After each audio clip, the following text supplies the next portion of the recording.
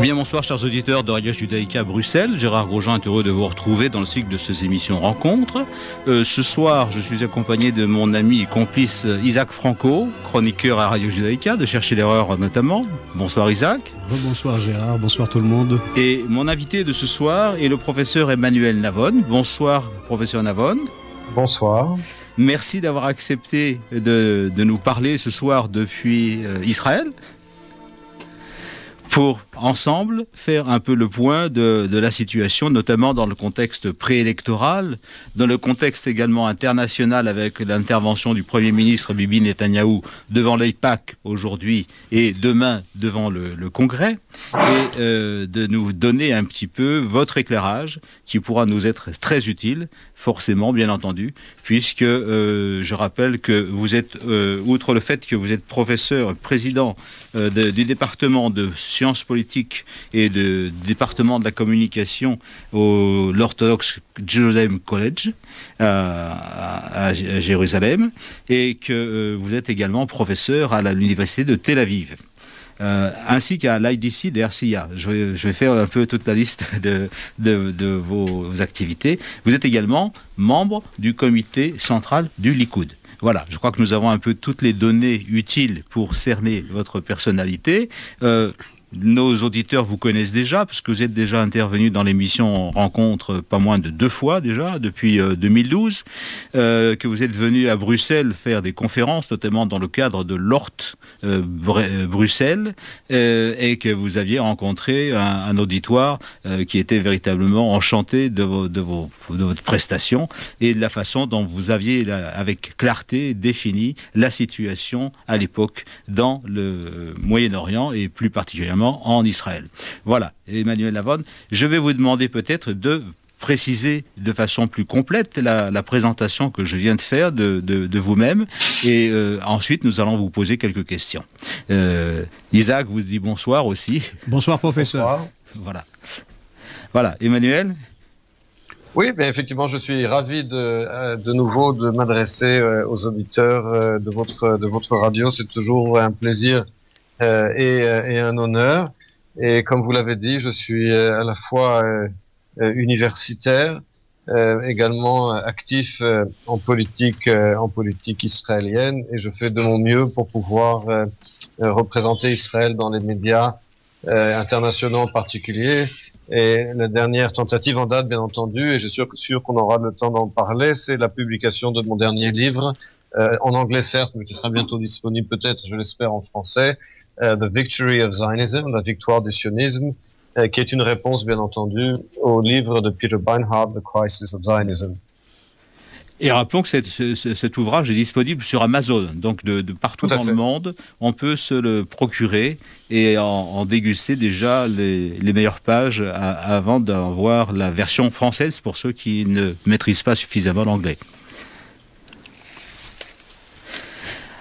Allô ? Oui. Oui, ah bon. Comme on ne se voit pas, c'est un peu difficile. Donc, je voulais vous demander, compte tenu de votre situation de membre du comité central du Likoud, de professeur de sciences politiques,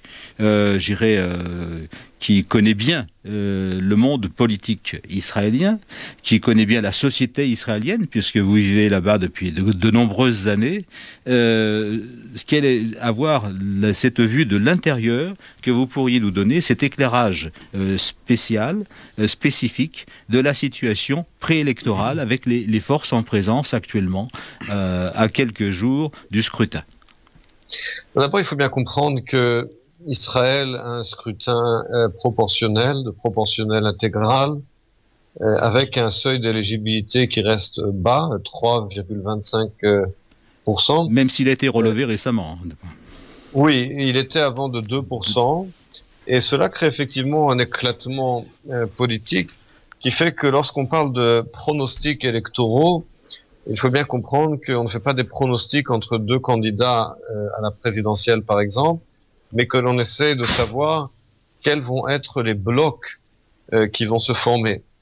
Puisque en Israël, gagner une élection ne signifie rien tant qu'on n'a pas la capacité de former une coalition. Je vous rappelle par exemple que dans les élections de 2009, le parti Kadima de Tzipi Livni était arrivé en tête avec 28 députés, suivi par le parti du Likoud de Benjamin Netanyahou avec 27 députés. Or, c'était Netanyahou qui avait formé la coalition et qui était devenu Premier ministre parce que Livni n'avait pas suffisamment de partenaires pour former une coalition. Donc, ce qui déterminera au bout du compte, comme d'habitude, l'issue de ces élections, c'est la capacité d'un des deux chefs des plus grands partis, à savoir soit le Likoud, soit le Parti travailliste, de former une coalition.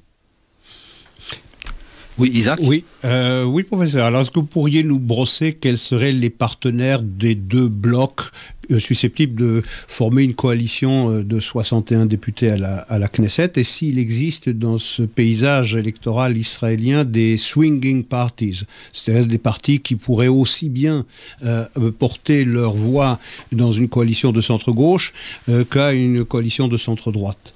Est-ce que les partis centristes sont susceptibles de jouer ce rôle-là, le parti de Yeshatid ou celui de Carlon?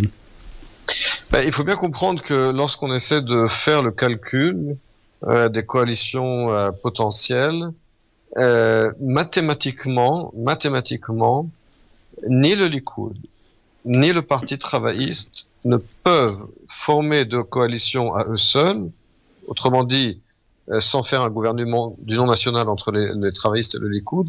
Aucun de ces deux partis ne peut former de coalition sans les partis ultra-orthodoxes, à savoir le parti Shas et le parti Yahadut HaTorah. Pour le Parti travailliste, cela constitue un problème. Pourquoi?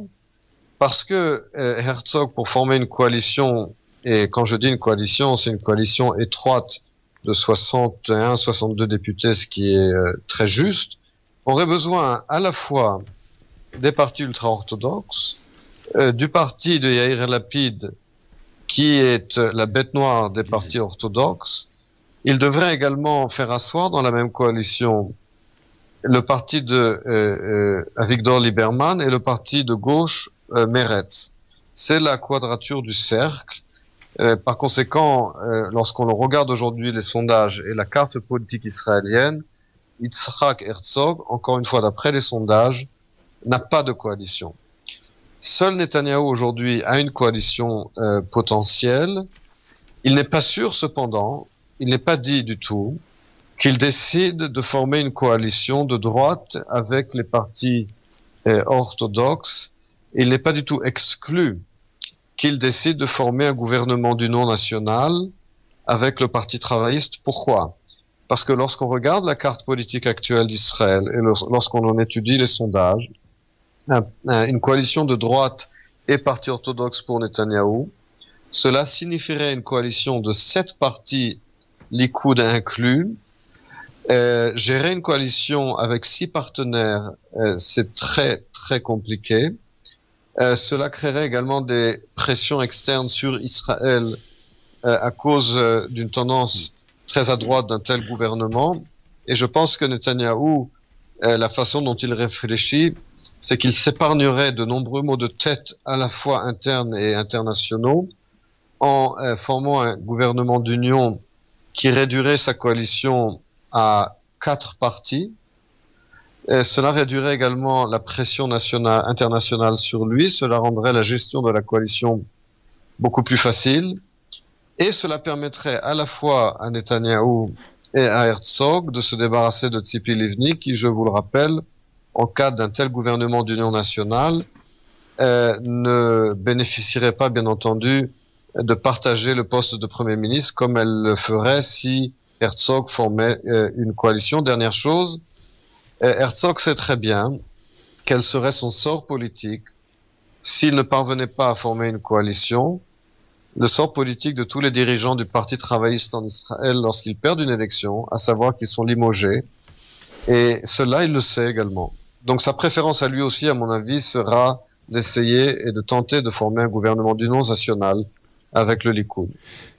Alors, ce que vous nous dites, ce serait une coalition soit composée de 7 partis et donc particulièrement fragile, soit alors un gouvernement d'union nationale, mais est-ce que dans ce cadre-là, on ne risque pas de voir la répétition de ce qui s'est passé il y a quelques mois et qui a provoqué la chute de la coalition et l'appel aux élections anticipées? Et on se rappellera quand même que c'est les dissensions internes dans la coalition qui avaient provoqué son éclatement avec Yesh Atid, Yair Lapid et Tzipi Livni. Est-ce qu'on risque pas d'avoir une coalition qui tirera demain AU et Adia comme elle tirait AU et Adia hier? C'est sûr qu'une telle coalition ne sera pas simple à gérer. Mais vous noterez que je n'ai pas mentionné le parti Yesh Atid, qui, à mon sens, ne fera pas partie de la prochaine coalition, parce que Yesh Atid est la principale raison pour laquelle Netanyahou a décidé d'en appeler à des élections anticipées, parce que la façon dont Yesh Atid s'est comporté lors de la précédente coalition, c'était des menaces permanentes vis-à-vis du Premier ministre, un comportement presque enfantin qui consistait à chaque fois à menacer de faire tomber la coalition si Yesh Atid n'obtenait pas 100% de ses exigences. Or, le Parti travailliste, c'est un parti qui a beaucoup plus d'expérience, c'est un parti beaucoup plus ancien, qui sait comment les coalitions sont gérées, qui sait se comporter et qui ne répétera pas ce comportement infantile véritablement de Yair Lapid et de Yesh Atid.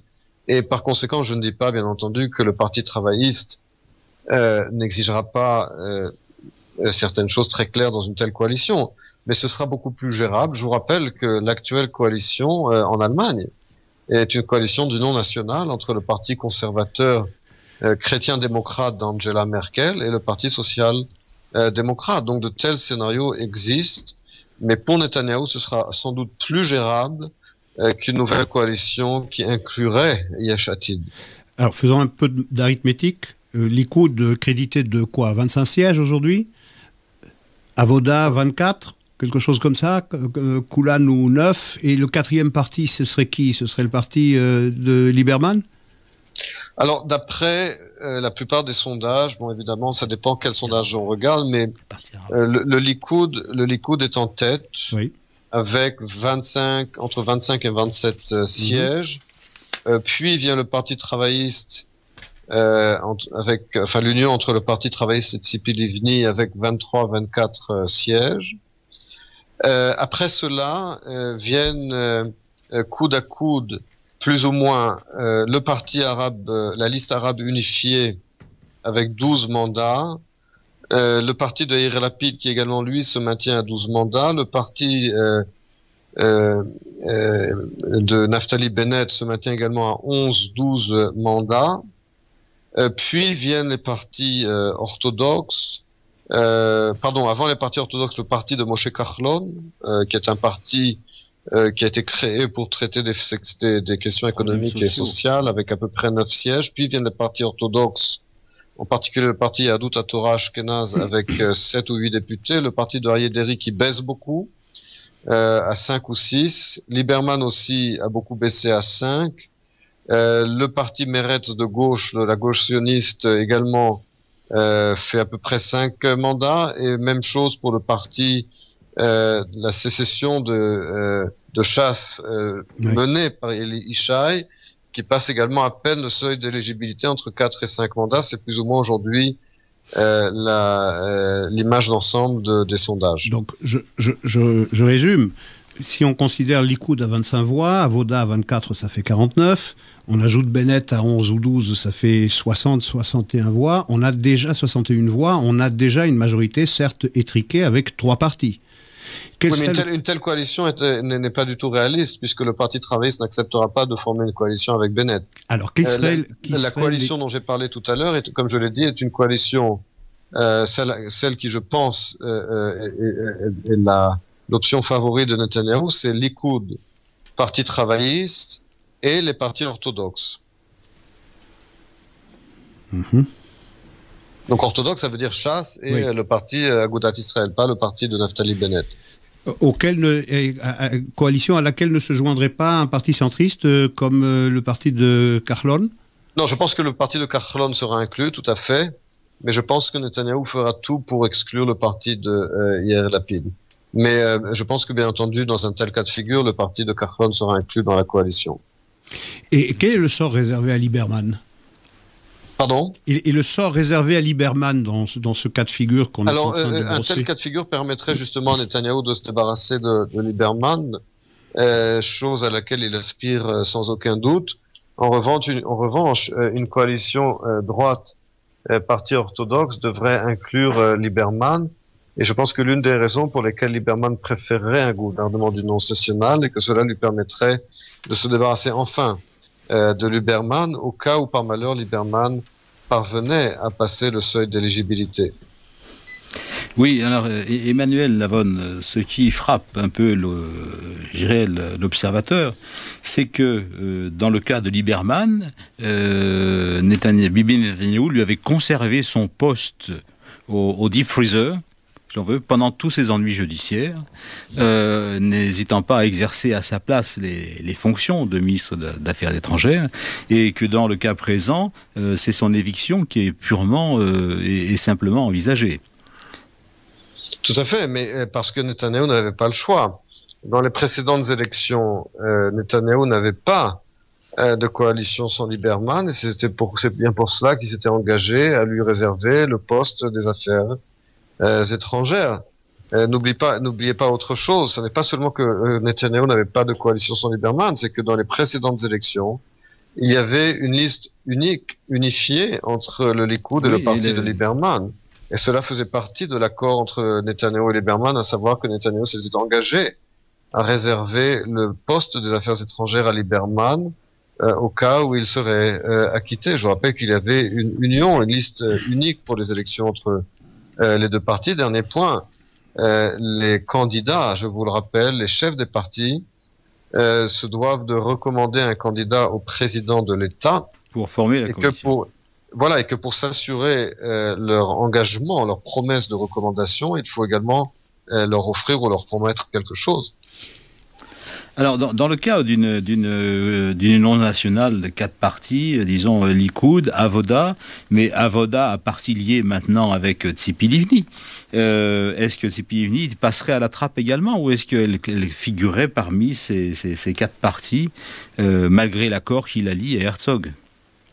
Non, je pense que Tzipi Livni restera dans cet accord, sans aucun doute. Je pense qu'Herzog ne peut pas se permettre d'éliminer Tzipi Livni, mais en tout cas, dans le cadre, il est dit très clairement dans l'accord entre Tzipi Livni et Herzog que l'accord ne fait autorité que si Herzog forme le gouvernement. Autrement dit, si Herzog ne forme pas le gouvernement, eh bien cette promesse de partager tombe d'elle-même le poste de Premier ministre entre les deux candidats devient nulle et non avenue.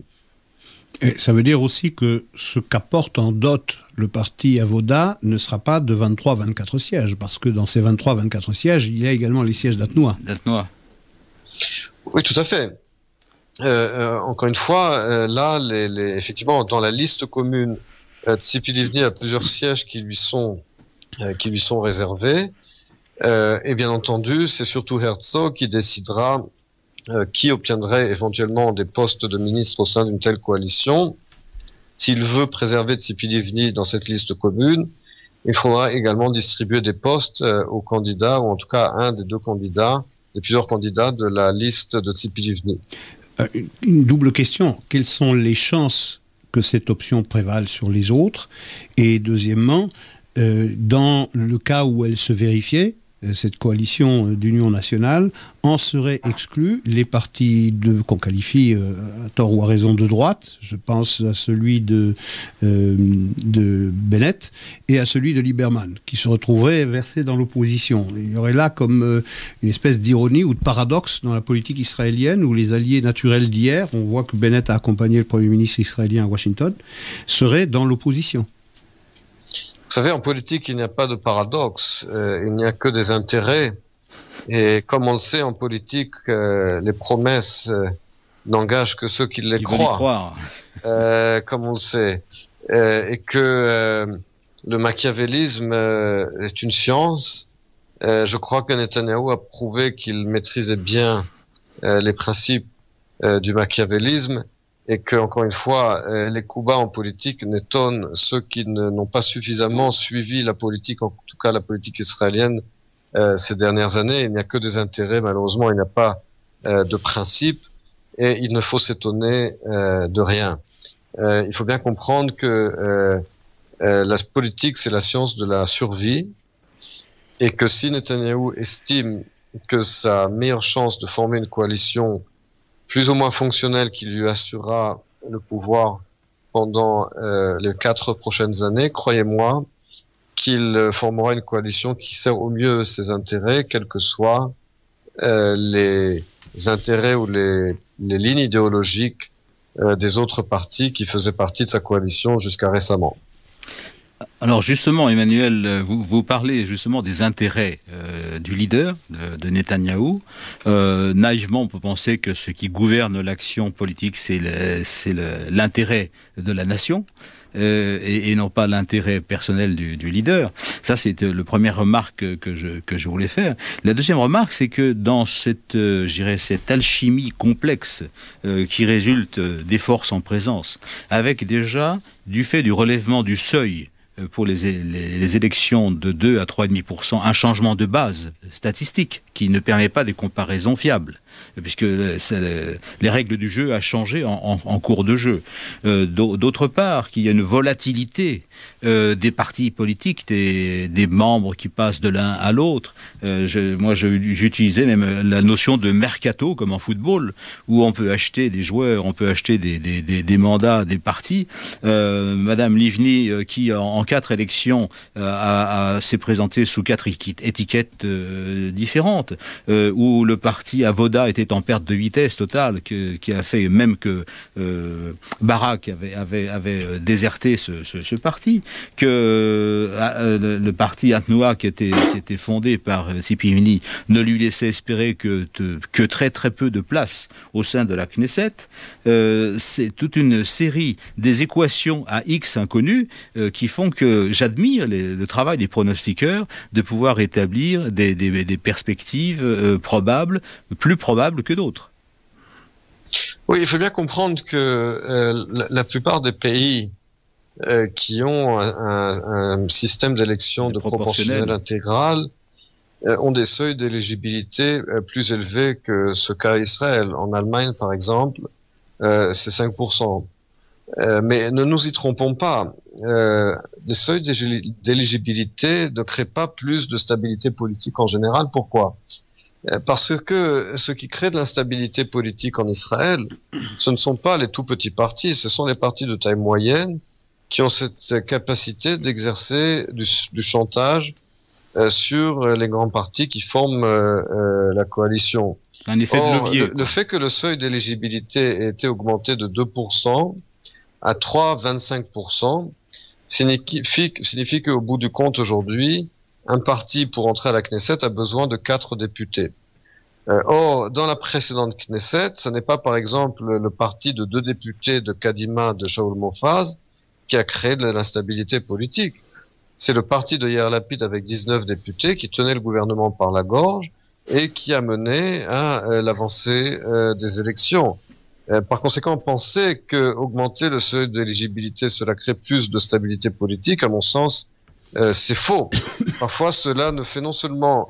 Je pense que cela va ne faire que augmenter la capacité de chantage des partis de taille moyenne et va réduire également le champ d'options des candidats au poste de Premier ministre qui, avec un seuil d'éligibilité plus bas, ont plus de choix entre les différents partis, et avec un seuil d'éligibilité plus élevé se retrouvent avec moins d'options, moins de partis, et cela donne plus de force de chantage aux partis de taille moyenne qui sont incontournables pour former une coalition. Autre point, si vous prenez par exemple le cas de l'Allemagne, eh bien, ce seuil d'éligibilité relativement élevé de 5% a fait qu'aux précédentes élections en Allemagne, l'allié naturel d'Angela Merkel, le parti libéral, n'est pas entrée au Bundestag à cause de ce seuil d'éligibilité de 5% et qu'elle s'est par conséquent retrouvée acculée. à former une coalition contre nature entre les sociaux-démocrates et les chrétiens-démocrates. Et donc, encore une fois, ce seuil d'éligibilité change la donne, mais je ne pense pas qu'il crée plus de stabilité politique en Israël, je dirais même au contraire. Vous avez parlé d'alliance contre nature en Allemagne entre, d'une part, CDU, CSU et d'autre part le SPD. Alors, dans un pays pacifié, qui vit dans un contexte pacifié, avec des voisins qui n'ont pas une particulière hostilité, ici, on parle d'Israël avec des mœurs politiques qui sont infiniment plus rudes, moins policées peut-être, et dans un environnement particulièrement hostile.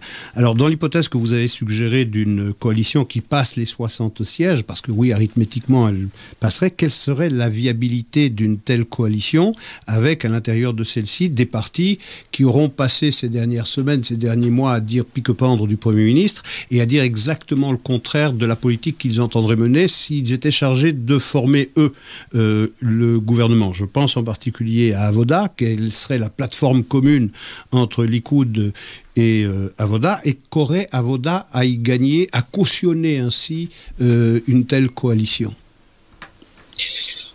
Je pense qu'une coalition en Israël, pour être stable, a besoin de au moins 70 mandats, 70 députés, puisque la Knesset donc a 120 députés. Techniquement, il suffit de 61 pour avoir une coalition. Mais le problème, lorsqu'on a uniquement une coalition étroite de 61 ou de 62 députés, c'est que les petits partis, même avec 4 ou 5 députés, savent que s'ils quittent la coalition, le gouvernement tombe. Et donc, ils ont cette capacité de nuisance, je dirais, à menacer sans arrêt le Premier ministre. Et donc, il est toujours plus sûr pour un Premier ministre d'avoir une roue de secours, comme on dit, à savoir d'avoir une coalition suffisamment large pour que même si les petits partis menacent de quitter, eh bien, il y a toujours une coalition. Donc, ça n'est pas sain et ça n'est pas une bonne idée de créer une coalition étroite parce qu'on se met à la merci des partenaires de petite taille. Il faut toujours une coalition suffisamment large pour avoir une certaine liberté de manœuvre et empêcher aux petits partis de menacer incessamment la stabilité de la coalition. Maintenant, dans le cas de figure d'une coalition Likoud travailliste, Parti orthodoxe et Kahlon, cela serait une coalition de plus de 70 députés, sans aucun doute avec des différences idéologiques significatives entre le Likoud et le Parti travailliste, et le Parti travailliste aussi bien sur les questions sécuritaires que sur les questions économiques et sociales. D'un autre côté, je vous rappelle qu'il y a eu de telles coalitions dans le passé. La première et la plus connue était bien entendu entre 1984 et 1988, le premier gouvernement d'union nationale entre le Likoud et le Parti travailliste. Certaines réformes avaient quand même été faites à l'époque, en particulier la très importante réforme de stabilisation, de plan économique de stabilisation du marché israélien. D'autres sujets malheureusement étaient bloqués à cause des accords entre les deux partis. Les gouvernements de coalition d'union nationale ont de nombreux avantages et de nombreux désavantages, mais encore une fois, pour des questions tactiques, je soupçonne que c'est la préférence pour l'instant, à ce stade en tout cas, de Benjamin Netanyahou. Petite question plus générale qui dépasse peut-être le contexte de cette élection, c'est qu'on constate qu'il n'y a plus de véritablement grands partis en Israël. Les grands partis sont devenus des partis moyens. Personne ne dépasse les 25% de l'électorat, puisque on crédite, on le disait tout à l'heure, le Likoud de 25 à 27 sièges, rapporté à 120 sièges, ça nous fait à peu près 22 à 23% de l'électorat. Il n'y a donc plus que des partis moyens et des petits partis. Ça veut dire que l'électorat est de plus en plus fragmenté. Qu'est-ce que dit cette fragmentation pour l'avenir politique du pays? D'abord, cette fragmentation est un véritable problème.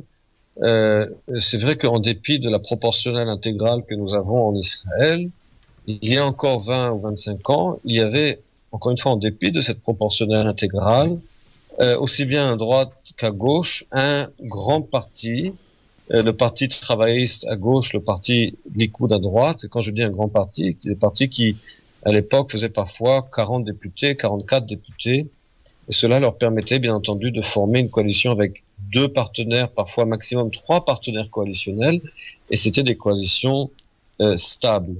Ça n'est plus le cas aujourd'hui. Aujourd'hui, effectivement, le Parti travailliste et le Likoud plafonne plus ou moins à 25 sièges. C'est beaucoup moins que les 40 qu'il faisait dans les années 70 et 80.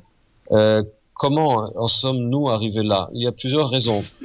D'abord, dans les années 80, le parti Chasse a pris vers lui, qui a été formé au milieu des années 80, a attiré vers lui une très grande partie de l'électorat du Likoud. Donc il y a eu cette sécession à droite qui a beaucoup affaibli le Likoud. Également à gauche, le parti Meretz, fin des années 80, qui s'est constitué, qui a tiré vers lui une grande partie de l'électorat du parti travailliste. Et de plus en plus de secteurs sociaux et d'intérêts économiques ont fini par comprendre qu'il était beaucoup plus efficace de défendre certains intérêts ou de faire avancer certains programmes politiques en tant que petit parti ou parti de taille moyenne que en étant membre d'un grand parti. Donc cela a encouragé effectivement cet éclatement politique. À cela ajouter un autre phénomène qui est l'hyper-médiatisation de la politique et qui fait que, alors qu'il y a encore 20 ans, les stars publiques qui venaient essentiellement du milieu militaire, lorsqu'ils se lançaient en politique, ils allaient soit au Parti travailliste ou au Parti Likoud, en général au Parti travailliste. Aujourd'hui, les figures publiques connues viennent en général plutôt du monde médiatique et au lieu de se joindre à un grand parti, ils veulent créer leur propre parti. C'est le cas, par exemple, de Yair Lapid. Yair Lapid, il y a 20 ans, se serait joint au Parti travailliste. Aujourd'hui, le standing politique, bien entendu, c'est de créer son propre parti. Et donc tout cela explique cet éclatement politique qui n'est pas sain pour les systèmes politiques israéliens. Je ne cesse moi-même de convaincre le public en Israël de ne voter que pour le Likoud ou le Parti travailliste. Je dis toujours aux gens d'Israël, si vous êtes de droite, votez pour le Likoud, si vous êtes de gauche, votez pour les travaillistes. Mais je pense qu'il est irresponsable de voter pour des petits partis qui peuvent certes avoir de grandes qualités, mais qui malheureusement contribuent à cet éclatement politique qui n'est pas sain pour un pays comme Israël qui a de nombreux défis, qui ne peut pas se permettre un tel éclatement politique. Alors, ce qu'on observe aussi comme nouveauté, à part cette fragmentation accrue, c'est la création d'un centre politique qui n'existait pas avant, parce qu'avant c'était très polarisé, vous le disiez justement, entre la gauche et la droite. Aujourd'hui, le centre ferait 21 à 22 sièges, c'est-à-dire à peu près un bloc du centre qui équivaudrait au bloc de gauche, Avoda avec 23-24 et Likoud de 25-26. Donc il y a manifestement une redistribution des cartes. Quel est l'avenir de ce centre? Est-ce que c'est quelque chose de très conjoncturel? Est-ce que c'est destiné à disparaître ou c'est destiné au contraire à sédimenter et à devenir une réalité politique dans l'avenir d'Israël? D'abord, il faut bien comprendre que ce concept de centre est assez difficile à définir et qu'il s'agit souvent même de poudre aux yeux, parce que lorsque Yair Lapid, par exemple, veut convaincre l'électorat qu'il est un parti centriste, il voudrait nous faire oublier que près de la moitié de ses candidats sur sa liste sont des membres ou des anciens membres du parti Meretz, qui est le parti le plus à gauche de la gauche sioniste en Israël. Donc le fait que Yair Lapid essaie de présenter son parti comme un parti centriste ne saurait cacher le fait que la plupart des membres, une grande partie des membres de son parti proviennent très clairement de la gauche israélienne. Et par conséquent, encore une fois, un candidat comme Lapid, par exemple, il se présente comme centriste plus par opportunisme que par conviction. Encore une fois, il a créé son propre parti parce que sa popularité médiatique qu'il a acquise après plusieurs années dans les médias israéliens l'a propulsé très rapidement, parce que, encore une fois, c'était pour lui un raccourci plutôt que de rentrer dans le Parti travailliste. Et donc, pour justifier, je dirais, son existence politique, il essaie de se présenter comme centriste.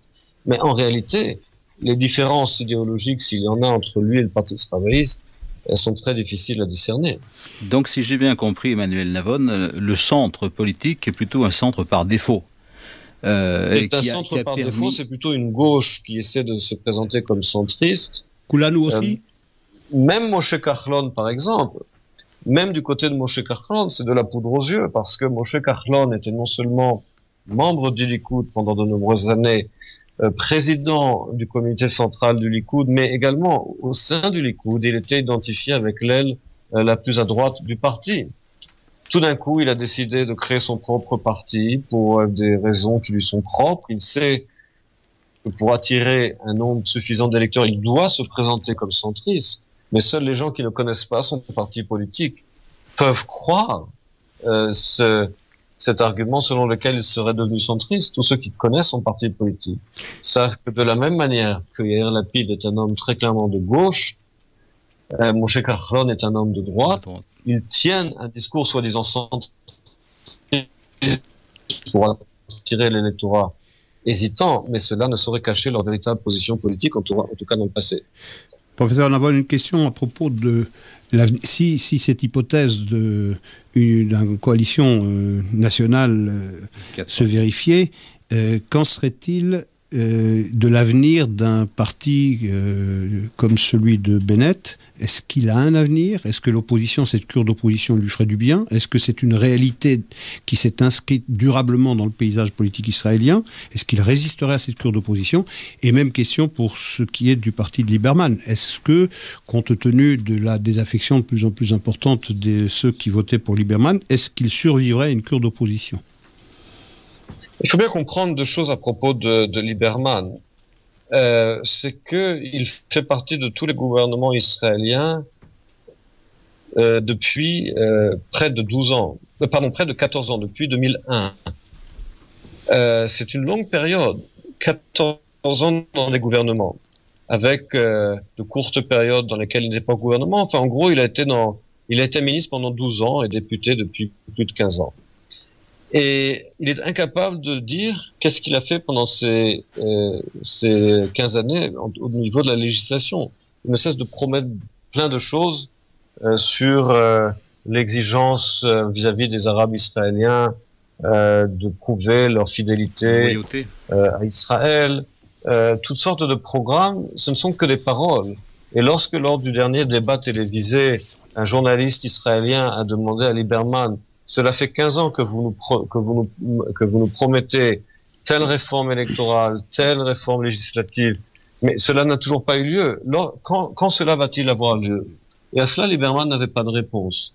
Donc, même les électeurs les plus crédules et les plus patients commencent à se demander au bout de 15 ans, si rien n'a été fait, pourquoi continuer à voter pour lui? Par ailleurs, son fonds de commerce électoral, c'est bien entendu essentiellement l'électorat russophone.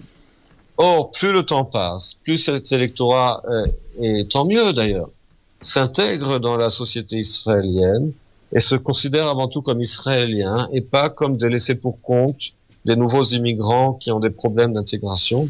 Donc, plus l'intégration des russophones en Israël avance et réussit, plus la deuxième, troisième génération et leurs enfants se considèrent comme purement israéliens, plus Lieberman s'affaiblit. Et je dirais que son affaiblissement électoral est une bonne nouvelle pour la société israélienne, à la fois parce que cela prouve que l'électorat n'est pas aussi crédule que Lieberman voudrait le penser, mais cela prouve également que l'intégration des anciens immigrants russes avance et réussit. Alors, imaginons, on est quelques jours après le 17 mars, le 20-22 mars, il apparaît que l'hypothèse la plus vraisemblable est celle de la constitution de cette coalition, de cette union nationale dont vous parlez. Ce serait quoi un programme de gouvernement qui regrouperait les partis que nous avons évoqués et quelle serait la répartition des principaux portefeuilles? Et quelque chose qui nous intéresse au premier chef, c'est quel serait l'avenir de Moshe Yaalon, le ministre de la Défense? Alors, encore une fois, tout cela est spéculatif, bien entendu. Sûr. Mais je pense qu'un gouvernement d'union nationale, s'il venait effectivement à se former, se focalisera essentiellement sur les questions économiques et sociales, parce que c'est ce que veut l'électorat. Sur les questions diplomatiques et sécuritaires, de toute façon, personne n'a rien à proposer, puisque tout le monde sait très bien que la situation est bloquée avec les Palestiniens. Peut-être que dans le cas d'un gouvernement union nationale, on reprendrait certaines négociations, mais qui seraient uniquement pour la galerie, pour pour diminuer un peu la pression internationale sur Israël, mais personne ne se fait d'illusions sur la capacité d'arriver à un accord avec Mahmoud Abbas. Cela fait 20 ans qu'on négocie, donc de toute façon là-dessus, il n'y aura aucune avancée. Ce sera essentiellement, je pense, un gouvernement qui répondra à l'attente des Israéliens de s'attaquer avant tout au coût de la vie et de briser les différents monopoles et cartels qui font que la vie est chère en Israël. Donc je pense que dans un tel gouvernement de coalition, Herzog obtiendrait le portefeuille des affaires étrangères, Kahlon celui des finances. Je pense que Moshe Yaalon conserverait celui de la défense. Et ensuite, les portefeuilles moins importants seront distribués selon la taille des différents partis. Alors, Emmanuel Navon, il y a, en ce qui concerne les pressions extérieures qui ont pollué le climat électoral jusqu'à maintenant et qui vont sans doute encore se renforcer jusqu'au moment des élections, peut-être même après le résultat, il y a ces menaces de sanctions européennes. Menaces de sanctions de l'administration Obama également.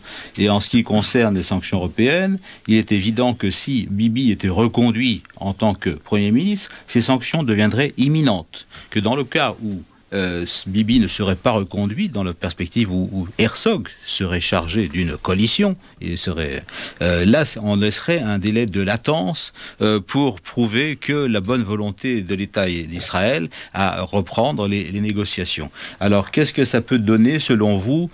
C'est dans le cas d'une union nationale de 4 partis dans laquelle Herzog serait partie prenante, fût-ce en tant que ministre des Affaires étrangères.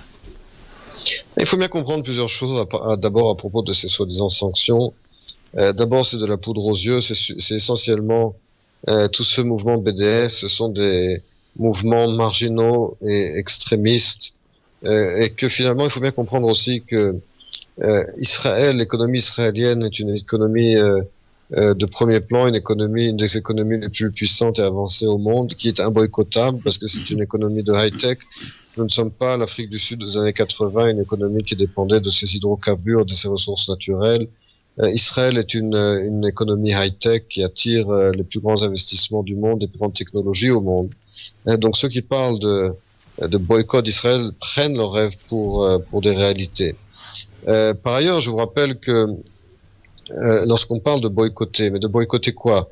La seule démocratie de la région, alors que tous nos voisins s'effondrent dans des guerres civiles incessantes, le seul pays de la région qui a tout fait pour arriver à la paix, et toutes ces propositions de paix ont été rejetées par les Palestiniens. Donc c'est le monde à l'envers. Il faut bien comprendre une troisième chose, c'est qu'effectivement, en général, les gouvernements européens préfèrent que les travaillistes arrivent aux affaires en Israël. Qu'en général, lorsque les travaillistes arrivent aux affaires, à court terme, il y a une amélioration de la situation internationale d'Israël. Mais à long terme, il y a une détérioration. Pourquoi? Parce que la politique des travaillistes et de la gauche en Israël mène toujours à la même catastrophe.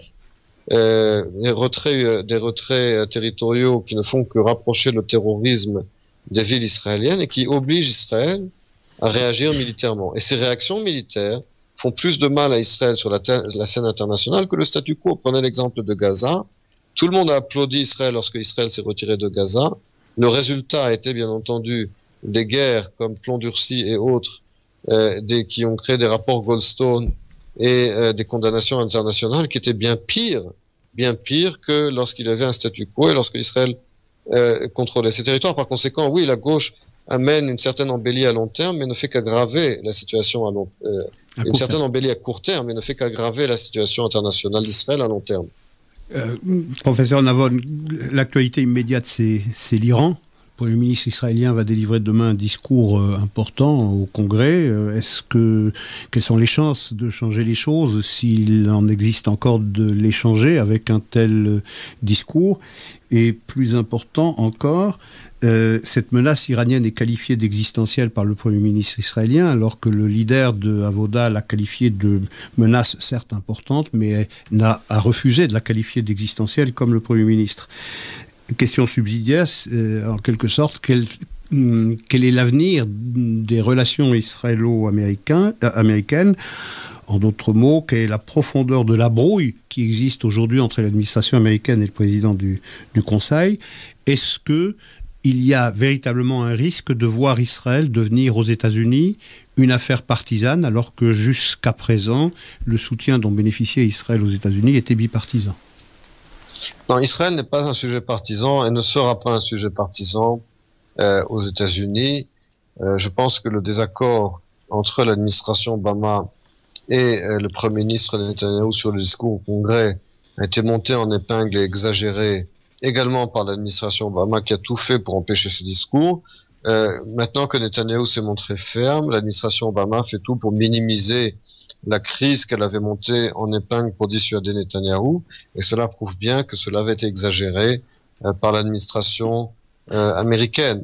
La sécurité d'Israël, le dossier nucléaire sont des sujets par excellence bipartisans aux États-Unis. C'est vrai que certains représentants et sénateurs démocrates se sont sentis un peu embarrassés et face à un dilemme entre leur fidélité au gouvernement Obama et leur soutien pour Israël. Mais en dehors de cet embarras ponctuel qui a été souvent exagéré par l'administration Obama, la question d'Israël et la question du dossier iranien ne sera jamais une question partisane, en dépit des efforts et de la sape que nous fait une organisation comme J Street aux États-Unis, qui fait tout pour faire d'Israël un sujet partisan. Mais en dépit des efforts délétères de J Street, Israël restera un sujet bipartisan aux États-Unis. Alors, Emmanuel Levon, nous sommes à la veille de Purim, qui pour nous est une fête particulièrement importante, notamment dans le contexte actuel, avec la Perse des ayatollahs. Votre troisième livre, que vous venez de publier en anglais, s'appelle The Victory of Zionism. Est-ce qu'il y a un lien avec une éventuelle victoire telle que celle de la reine Esther a pu obtenir à l'époque? D'abord, quand je parle de victoire du sionisme, comme je l'ai dit tout à l'heure, d'abord le titre, bien entendu, est en réponse au titre de P.J. Beinart qui parle de crise du sionisme. Je parle en termes de perspective historique de 100 ans d'histoire du sionisme. Je pense qu'objectivement, il s'agit d'une victoire à tous les niveaux. Lorsque l'on voit Israël en 2015, les acquis d'Israël en termes de succès dans tous les domaines, qui dépasse l'entendement. Il n'y a aucun autre exemple d'un tel succès économique, social, régional qu'Israël dans l'histoire du XXe et du XXIe siècle. Et cela en particulier en comparaison à la situation tragique de nos voisins, de pays qui implosent, qu'il s'agit de la Libye, de l'Irak ou de la Syrie, d'un Moyen-Orient qui ne fait que se détériorer, qu'il s'agisse du fondamentalisme islamique, de l'État islamique ou autre. Donc oui, je pense qu'objectivement, il y a une victoire du mouvement sioniste. Est-ce que cela signifie qu'il n'y a aucun problème à résoudre ou rien à améliorer? Pas du tout. Il y a de véritables défis auxquels il faut faire face, qu'on ne peut pas ignorer. Mais je pense qu'il faut toujours, et vous avez parlé de Purim, il faut toujours regarder Israël et l'histoire juive avec une large perspective historique. Et ne pas analyser les événements uniquement dans des tranches historiques étroites. Je pense qu'il faut toujours regarder l'histoire juive justement à long terme, à longue durée. Et dans ce cadre, lorsque l'on regarde l'histoire du sionisme moderne de ces 100 dernières années, c'est à mon sens, cela constitue à mon sens un succès incontestable. Alors, la victoire du sionisme, c'est peut-être déjà de ne plus considérer, comme cela a été fait, la considération qui avait été faite par l'Assemblée générale des Nations unies, sionisme égale racisme, qui a ensuite été combattu et rétabli. Le fait que pour beaucoup de nos sociétés ici, notamment en Europe, le terme de sionisme est une insulte. On parle pour cacher son antisémitisme, on parle d'antisionisme et ainsi de suite. Est-ce que ce n'est pas là la victoire du sionisme, justement de renverser les préjugés et de faire en sorte que ça devienne une force et non plus un handicap? Il faut bien comprendre que de la même manière que la résolution de 1975, sionisme, racisme, était une initiative des pays arabes pour tenter de délégitimer Israël dans le monde. et que cette résolution était passée grâce à la majorité automatique dont jouissaient les pays arabes grâce à leurs menaces, grâce à leur chantage, en particulier pétrolier. Même chose aujourd'hui avec la dénaturisation et la diffamation du sionisme par les Arabes européens, par les musulmans en Europe, parce que c'est tout ce qui leur reste, d'essayer de diffamer ce succès qui les humilie et qui leur fait mal. Parce que lorsqu'ils voient où en est le monde arabe aujourd'hui, ils essaient de détourner l'attention du fait qu'au sein du monde arabe, au sein de ce monde arabe qui souffre de régression culturelle, de déclin économique et de désintégration politique, il y a au sein de cet échec qu'est le monde arabe ce succès sans précédent qui s'appelle l'État d'Israël. Et au lieu de l'autocritique dont ils auraient besoin et qui leur ferait du bien, ils essaient de détourner l'attention du monde, en particulier en Europe, en essayant de diaboliser, de diffamer Israël pour pas qu'on parle d'eux. Et je pense que c'est triste avant tout pour eux et qu'il faut tout simplement combattre la diffamation et les mensonges en disant la vérité. Professeur Navon, il y a quelques jours seulement, la semaine dernière, si je ne m'abuse, une décision historique prise par un tribunal américain qui a condamné l'autorité palestinienne et l'OLP pour complicité de crimes de terrorisme entre 2001 ou 2002 et 2004. On n'en a ici pas parlé du tout, et pour cause. Est-ce que cette condamnation a une chance de changer la donne et de rétablir les rôles dans leur réalité, ou bien ces rôles sont distribués une fois pour toutes de façon intangible, c'est-à-dire Israël coupable, nécessairement coupable, et l'autorité palestinienne innocente, nécessairement innocente et blanche colombe? Comme je l'ai dit, la meilleure façon de lutter contre les mensonges, c'est de dire la vérité. Et lorsque aujourd'hui l'autorité palestinienne essaie de présenter Israël comme un criminel de guerre, alors que Israël ne fait que mener des guerres défensives selon les principes et les règles du droit international et du droit de la guerre, alors que nous luttons contre des organisations terroristes que sont le Hamas et l'OLP, c'est véritablement le monde à l'envers. Lorsque le criminel menace la victime de poursuites judiciaires, c'est ce qui se passe aujourd'hui.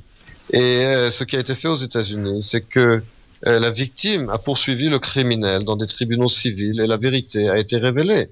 De savoir que l'OLP est coupable d'actes de terrorisme et a été condamné par des tribunaux civils en Israël.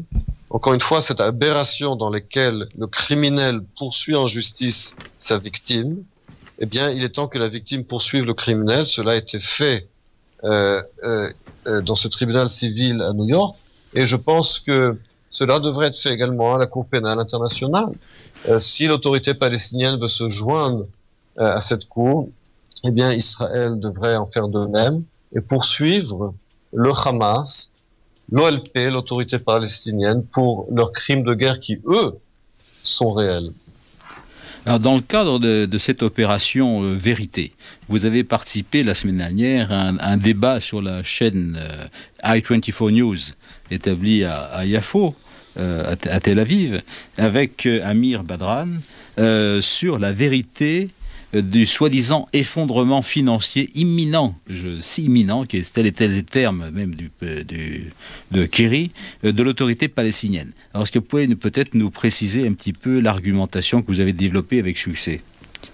Encore une fois, il s'agit là d'une désinformation qui dépasse véritablement toutes les normes de la bonne foi.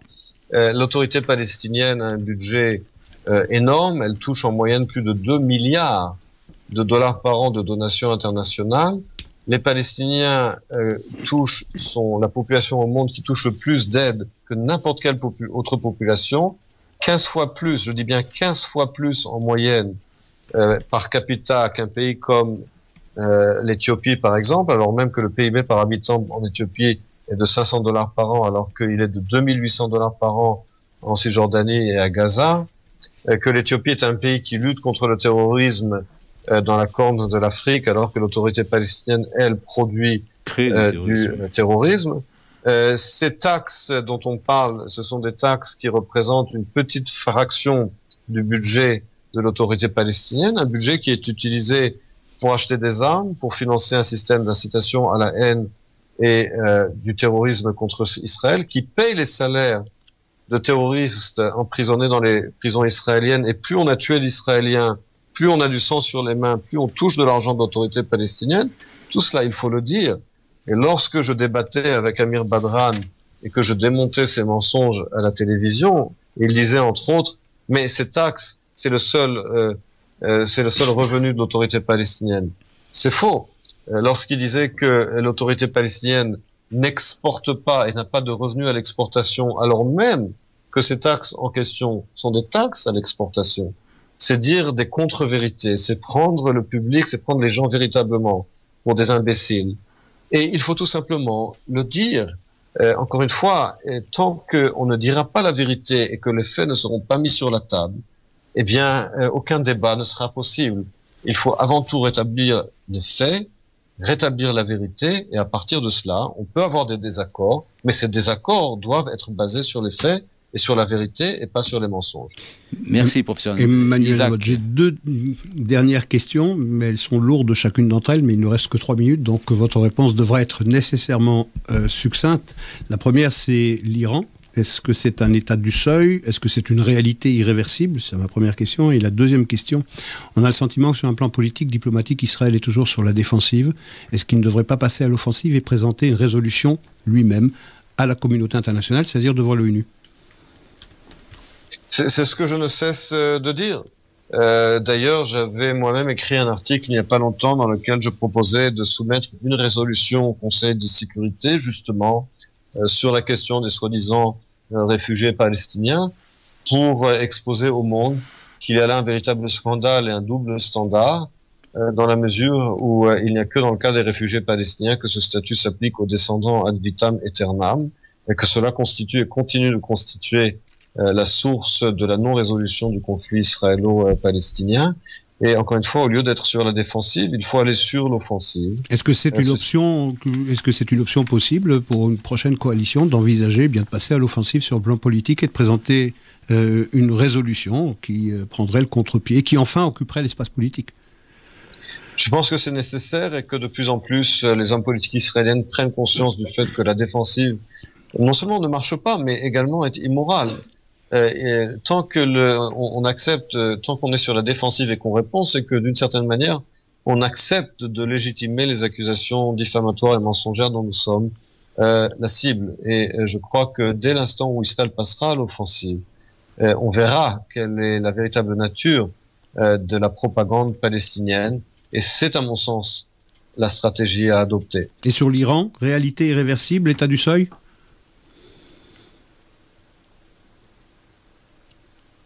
Pardon? Sur l'Iran, est-ce que c'est une réalité réversible, son statut d'état du seuil Je pense que là, effectivement, l'accord qui se dessine entre l'Iran et les grandes puissances ferait effectivement de l'Iran un état seuil. Un état seuil, cela signifie en fait que l'Iran pourrait, selon son propre timing et son propre choix, avoir une arme nucléaire d'ici quelques mois. Quelques mois, c'est très rapide. Et les États-Unis pourront toujours jurer par tous leurs dieux que toutes les options sont sur la table et qu'ils utiliseraient la force armée pour empêcher l'Iran de passer au seuil nucléaire militaire. On a de fortes chances, de fortes raisons d'être dubitatif et que par conséquent c'est un accord qui est inacceptable pour Israël. Bon, professeur et Emmanuel Lavotte, nous sommes malheureusement au terme de notre rencontre de ce soir. Le temps nous a été compté. Je voulais vous remercier, ainsi que mon ami Isaac Franco, pour véritablement la qualité de votre intervention et de nous éclairer un peu mieux sur la réalité sur le terrain. Je crois que nous pouvons à notre tour simplement vous souhaiter de poursuivre tous vos efforts que vous faites tant en tant que professeur, comme enseignant, en tant que membre également d'un think tank qui tente à promouvoir l'institutionnalisation du statut d'Israël comme État juif, ce qui est important. n'est-ce pas? Et vous souhaitez pour vous et votre famille un Purim Sameach, et en attendant de se retrouver et de pouvoir reprendre notre conversation, soit dans un cadre radiophonique, soit dans un cadre amical pur et simple. Voilà. Ce sera avec plaisir. Merci Emmanuel. Bonsoir, Merci professeur. à vous. À bientôt, au revoir. Bonsoir.